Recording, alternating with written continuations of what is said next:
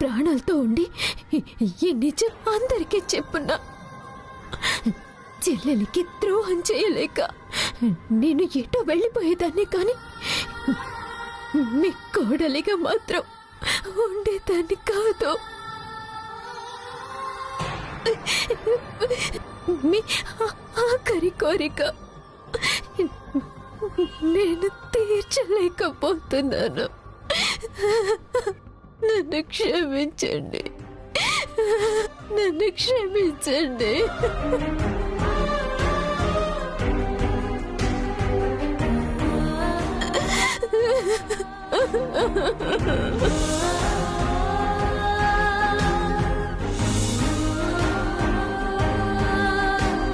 వెళ్ళమని చెప్పాం కదమ్మా, ఇంకా ఇక్కడే ఉన్నారేంటి? ఫార్మాలిటీస్ అన్ని పూర్తి చేసి బాడీని మీకే అప్పగిస్తాము, వెళ్ళండి.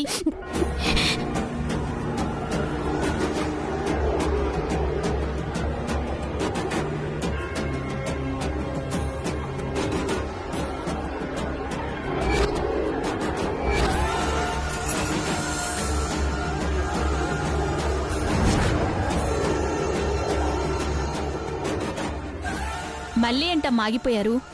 బయటికి వెళ్ళండి, డాక్టర్ గారు వస్తారు. వెళ్ళండి. లేదు మావయ్య గారు, మావయ్య గారు బతికే ఉన్నారు. ఏం మాట్లాడుతున్నావమ్మా? చనిపోయిన మనిషి ఎలా బ్రతుకుతారు? లేదు బతికే ఉన్నారు. ఆయన కాళ్ళు కదపటం నేను చూశాను. డాక్టర్లు 1కి 10 సార్లు చెక్ చేసి కన్ఫర్మ్ చేస్తారు. మళ్ళీ బ్రతికే ఛాన్సే లేదు. చెప్పేది వినమ్మా. అయ్యో లేదండి, నేను చూశానని చెప్తున్నాను కదా. మావయ్య గారు కాళ్ళు కదిపారు, చూడు. అదంతా నీ భ్రమమ్మా. ప్రాణాలతో ఉన్న మనిషి అయితే అలా శివంలా పడుంటారా? ఏది రా, మళ్ళీ కాళ్ళు కదపమని చెప్పు.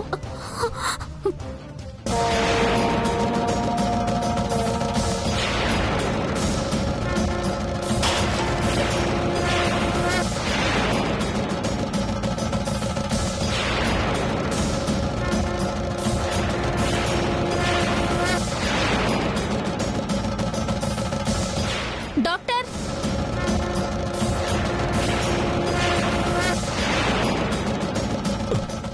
ఏం జరిగింది? ఆయన కదులుతున్నాడు డాక్టర్.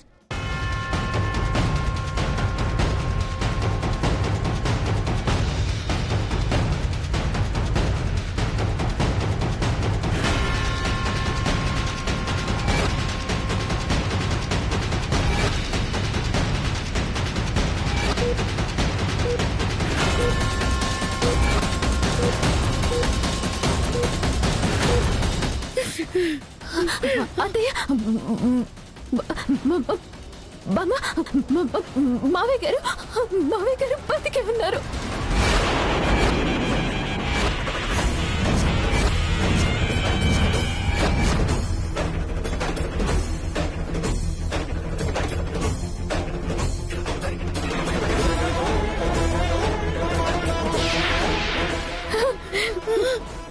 నిజమా? ఆయన బ్రతికే ఉన్నారా?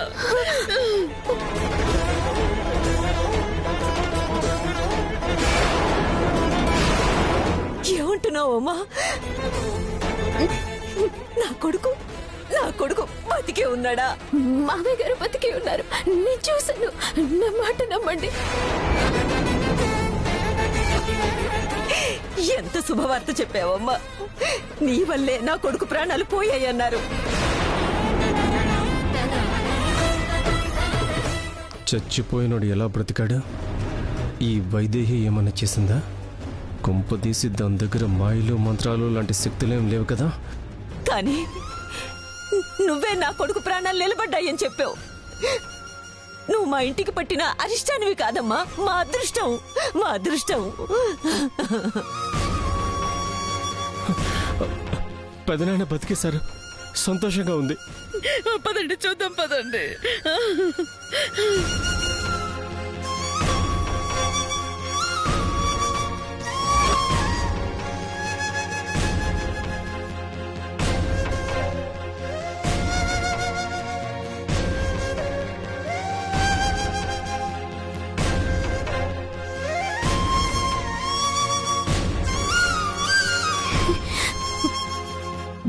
కదా, మావయ్య గారు ప్రాణాలతోనే ఉన్నారు.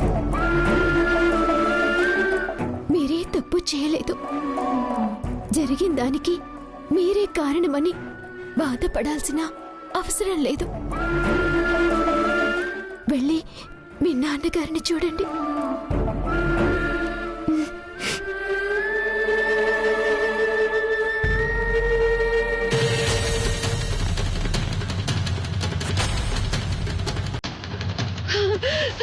ఏమండి ఏమండి ఏమండి ఏమండి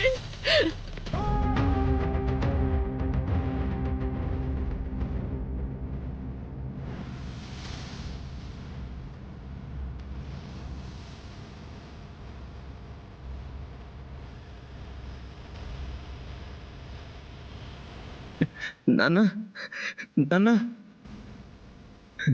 నాన్న నాన్న నాన్న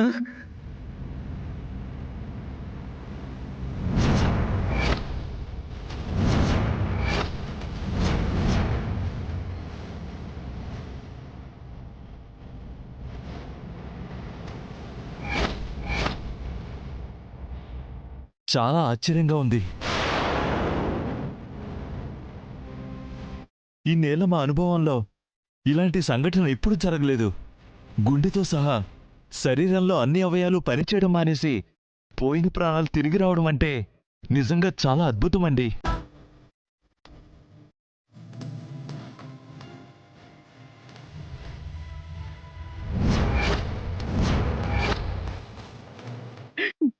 మా అదృష్టం డాక్టర్ గారు. నా పసుపు కుంకుమలు నిలబెట్టడానికి, మా కుటుంబానికి పెద్ద దిక్కునివ్వడానికి ఆ భగవంతుడే ఆయన ప్రాణాలు నిలబెట్టాడు.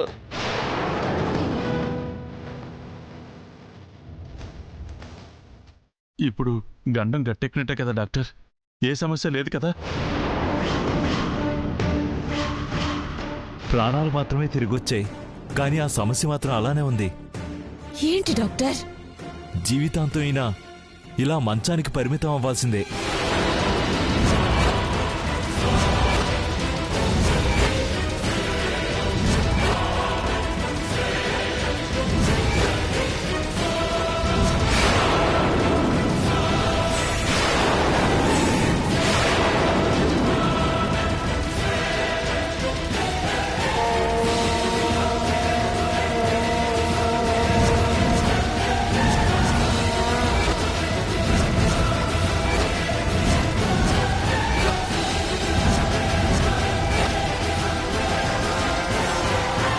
కూర్చోలేరు, మాట్లాడలేరు. ఆయనకు సంబంధించిన ఏ పని కూడా ఆయన చేసుకోలేరు.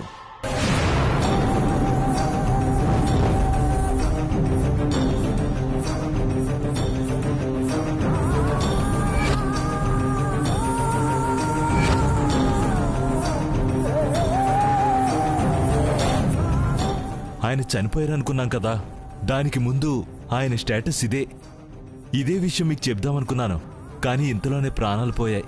సారీ, పోయాయి అనుకున్నాం. ఇప్పుడు మళ్ళీ అదే స్టేటస్కి వచ్చింది. ఎన్నాళ్ళిలా డాక్టర్? ఎప్పటికి నయమవుతుంది? చెప్పలేమండి. మళ్ళీ ఇలాంటి అద్భుతం ఏదైనా జరిగితే తప్ప కోలుకునే అవకాశమే లేదు.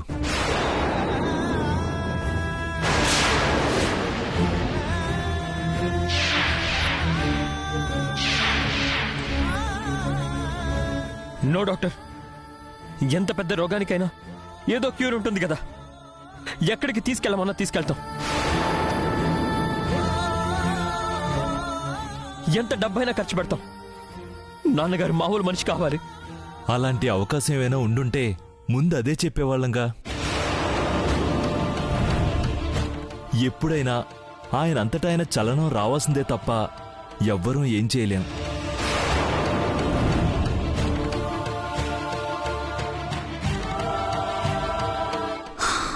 పోనీలే, బ్రతికినా నోరు విప్పే పరిస్థితిలో లేడు. ప్రస్తుతానికి తప్పించుకున్నట్టే.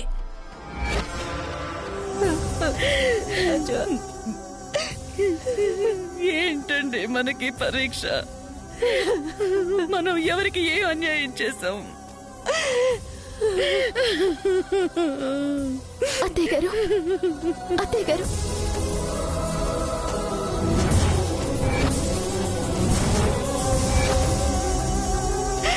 ఏడవద్దు అత్తయ్య గారు.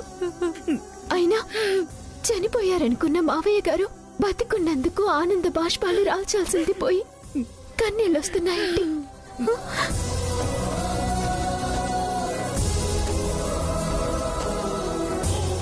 అత్తయ్య గారు, నేను చెప్తున్నాను కదా, మావయ్య గారికి ఏమీ కాదు. ఆయన చావుని జయించిన మృత్యుంజయుడు. ఈ చిన్న సమస్యని దాటడం ఆయనకొక లెక్క. ఆయన తొందరలోనే కోలుకుంటారు.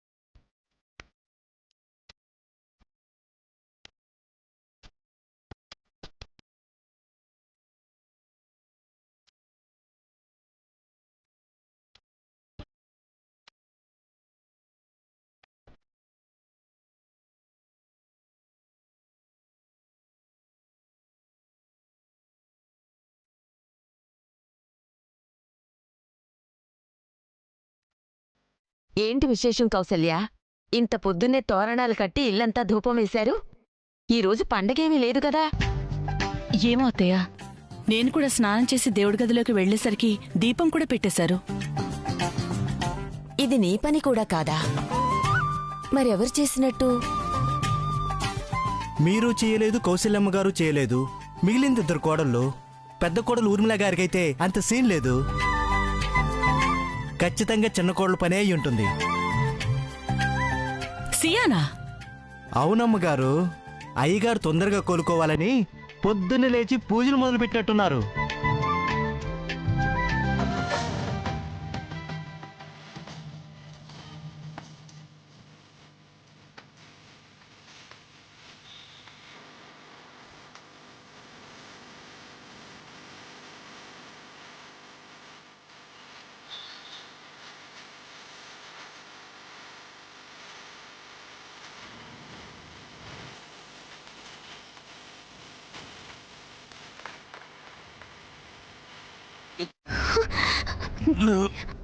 ఎవరు?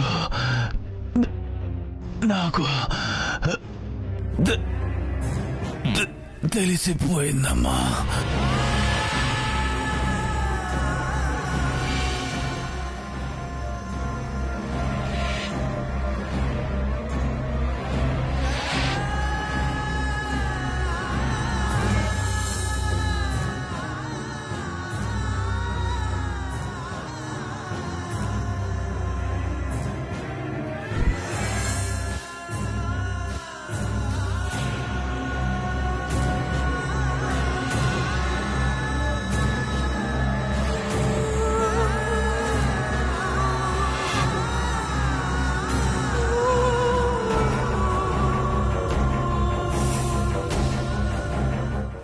నిజం తెలిసి ఆయనకి బాధ్యతలు అప్పగించినందుకు సంతోషించాలా?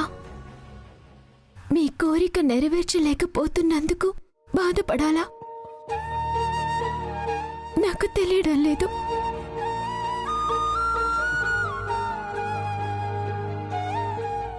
ఇది నా ఇల్లు, నా జీవితం. కానీ ఇక్కడే ఉండాలని నాకు రాసి పెట్టలేదు. ఆ రాతే ఉంటే నిజం తెలిసిన మీకు నోరు విప్పే అవకాశం లేకుండా మౌనంగా ఎందుకు ఉంచుతాడా దేవుడు?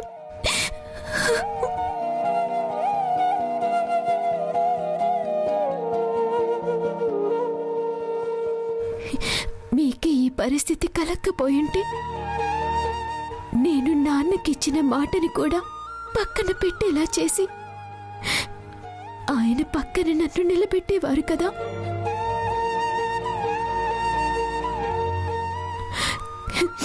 కానీ నాకే రాసి పెట్టలేదు. అందుకే అలా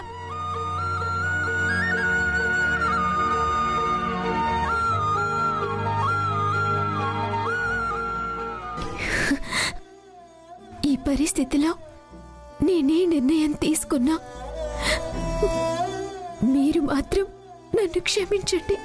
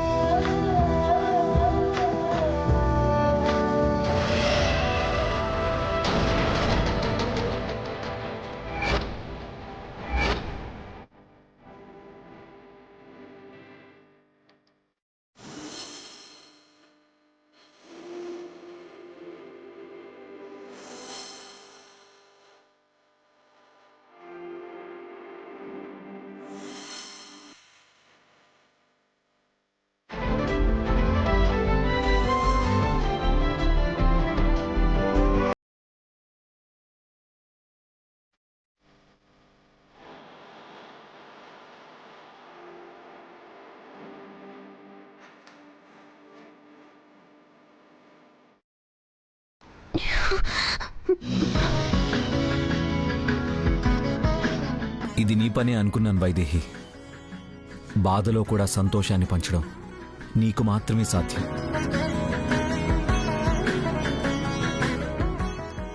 నాన్నగారికి ఈ పరిస్థితి కలగడానికి కారణం నేనే అనుకున్నాను వైదేహి.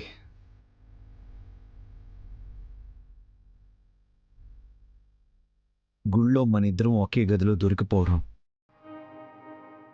మళ్ళీ రాత్రి మనిద్దరినీ అలా చూడ్డం, అవే కారణాలు అనుకున్నాను. చాలా గిల్టీ ఫీలింగ్ కలిగింది వైదేహి. నన్ను నేను క్షమించుకోలేను అనుకున్నాను. కానీ వాలీకి పట్టాభిషేకం చేయాల్సిన ఆయన నా నుదుటిన తిలకం దిద్దారంటే ఏంటి అర్థం?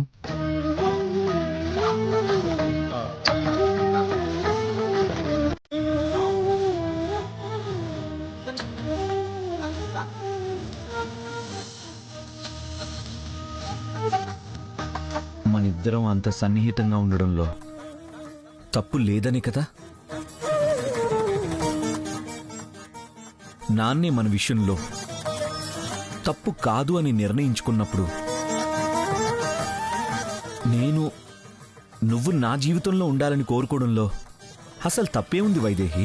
కోరుకున్నవన్నీ జరిగితే అది జీవితం ఎలా అవుతుంది? కొంతమందికి హక్కున్న చోట అర్హత ఉండదు, అర్హతలున్న చోట హక్కులుండవు. వాటి గురించి ఎంత ఆలోచించినా ప్రయోజనం ఉండదు.